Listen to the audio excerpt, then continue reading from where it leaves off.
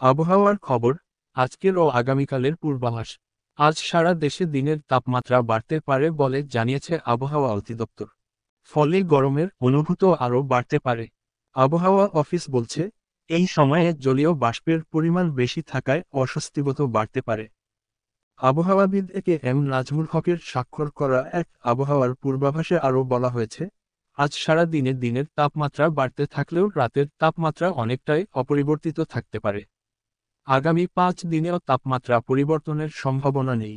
আজ শুক্রবারের আবহাওয়া সম্পর্কে পূর্বাভাসে বলা হয়েছে, রংপুর, ঢাকা, ময়মনসিংহ, বরিশাল, চট্টগ্রাম ও সিলেট বিভাগের এক জায়গায় অস্থায়ীভাবে দমকা বা ঝোড়ো হাওয়াসহ বৃষ্টি বা বজ্রবৃষ্টি হতে পারে।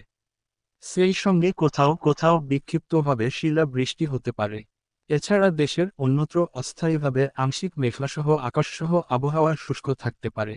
ঢাকায় এখন 40 ডিগ্রি তাপমাত্রা। চলছে অনেক, এত গরমে কান্নাকাটি করছেন এবং কি অজ্ঞান হয়ে যাচ্ছে।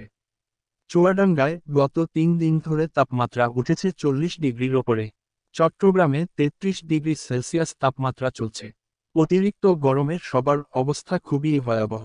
দর্শক, এই সম্পূর্ণ বিষয়টি আপনাদের কাছে কি মনে হচ্ছে আশা করি কমেন্টে জানাবেন। আজকের মতো এখানেই বিদায় নিচ্ছি, আল্লাহ হাফেজ।